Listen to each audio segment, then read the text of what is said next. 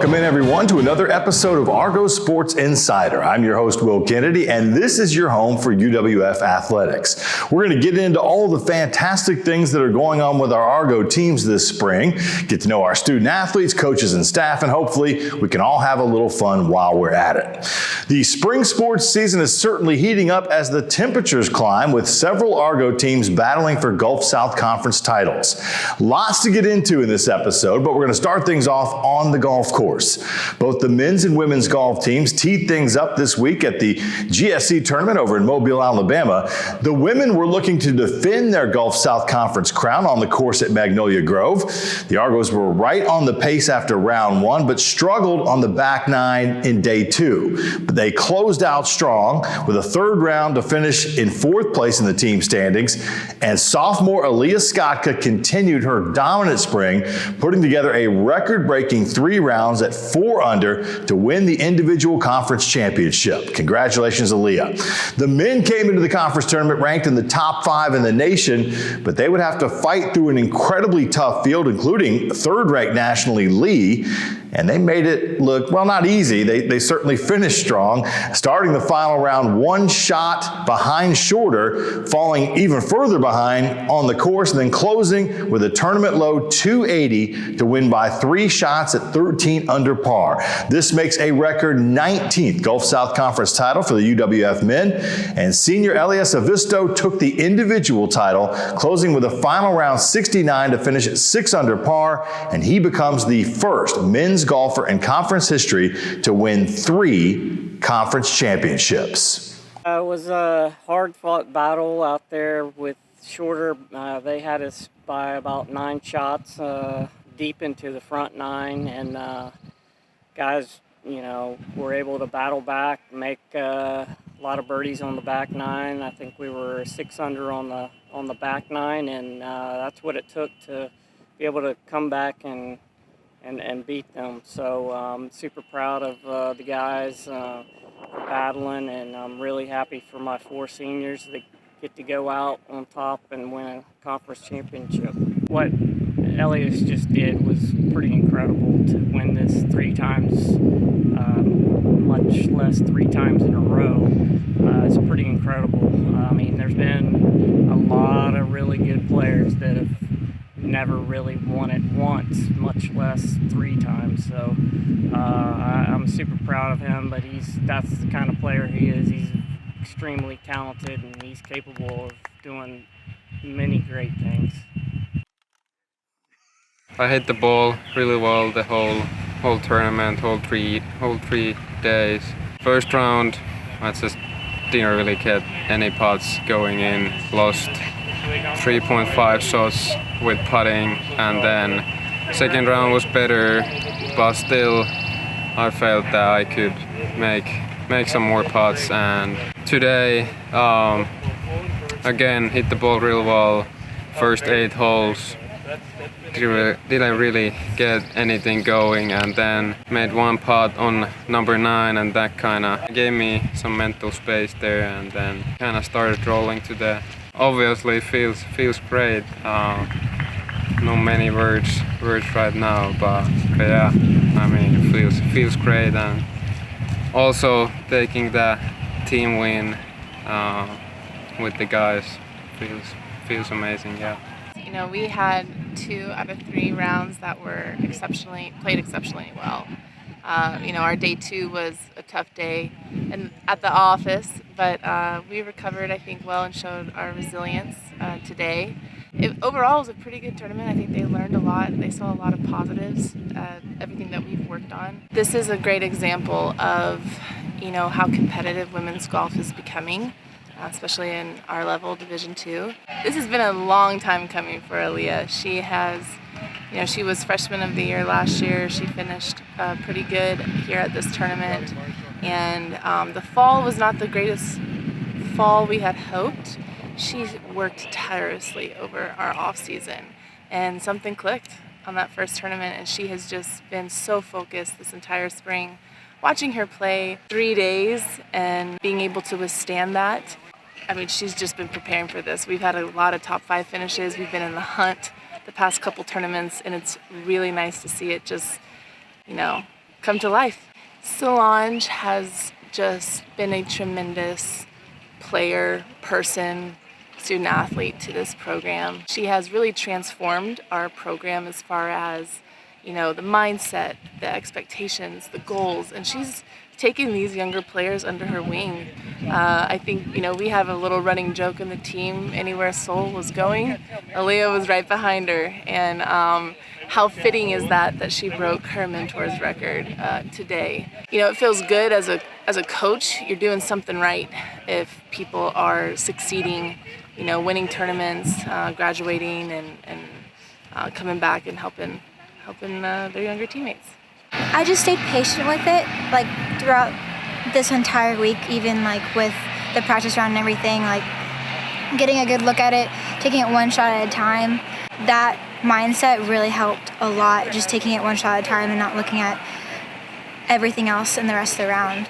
Seeing a putt that was around 10 feet finally go in was the best feeling, because I was coming up short on a lot of putts, and when it finally dropped, it was the best feeling ever, because it was a relief. I could actually start making them, and it's this is the start, this is the fire that I'm doing. My emotion on the green was that'd be really cool if I could make this putt right now. If I could finish out with a birdie, that'd be really cool.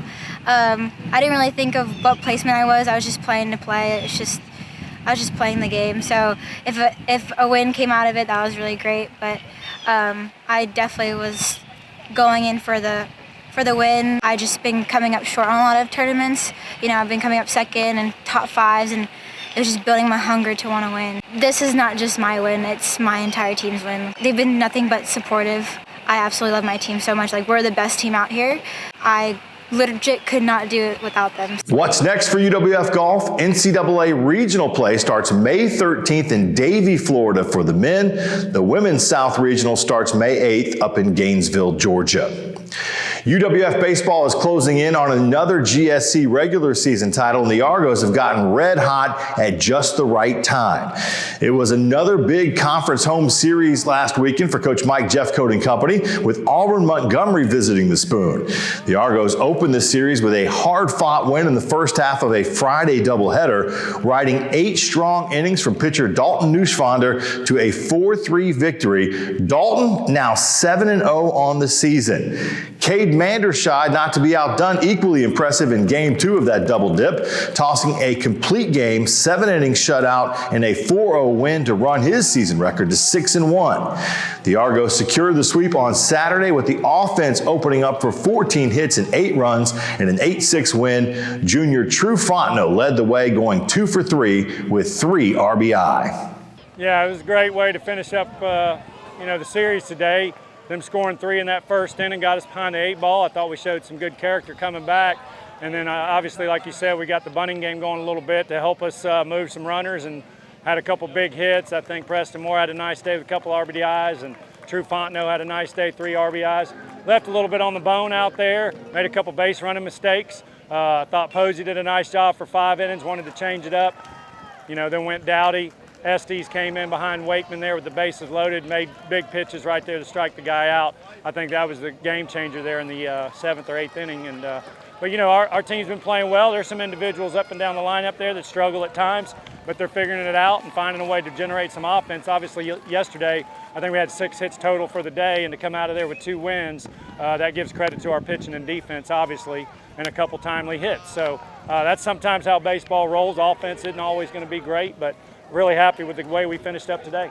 Baseball improves to 25-14 on the season with a 16-8 mark in GSC play. That sees them tied at the top of the conference standings. They will visit Spring Hill Wednesday for a midweek game, then play the final homestand of the regular season this weekend with games against West Alabama on Friday and a doubleheader on Saturday.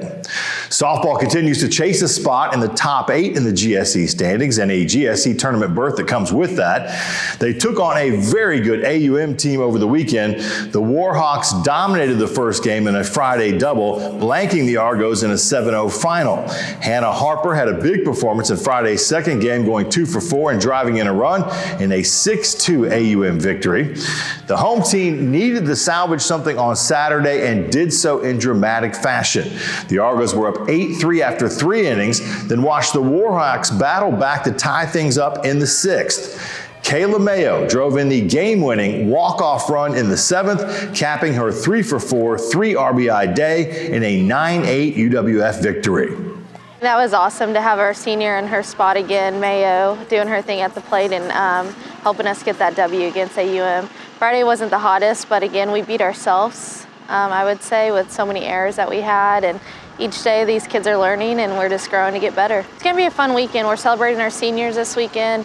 We have day of play out here and we have our military appreciation game. So it's gonna be a really fun weekend. West Isle is one of the top teams in the nation and they're just a really scrappy team. They've been like that since they got their new head coach, and I'm excited to play them. I'm excited to see what they have this year and kind of face the competition that they're gonna give us. Softball is now 18-17 overall with a 10-13 record in the conference. The Argos also host West Alabama this weekend in the final homestand of the season on Saturday and Sunday. Saturday, by the way, out at the Spoon and the Fork at the complex is day of play, so bring the kids on out. Tie-dyed shirts, lots of fun stuff going on. The Gulf South Conference Tennis Tournament hits the courts in Montgomery, Alabama this weekend. The top 8 men's and women's teams will convene starting Thursday at Lagoon Park to decide the conference titles. The UWF women come into the tourney as the 3 seed with a 7-3 conference record.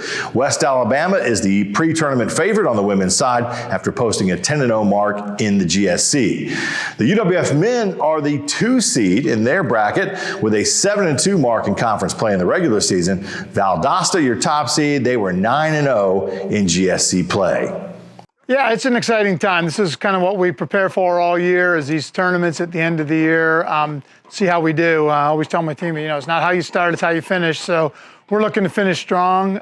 Both teams are in good shape, injury-free at this point, and playing well. So we've got high hopes. It's a tough tournament. You've got 3 days and 3 tough matches in a row if you want to win. So it's really a tough battle, and I think it's going to be warm this week. So it'll be interesting to see how we do.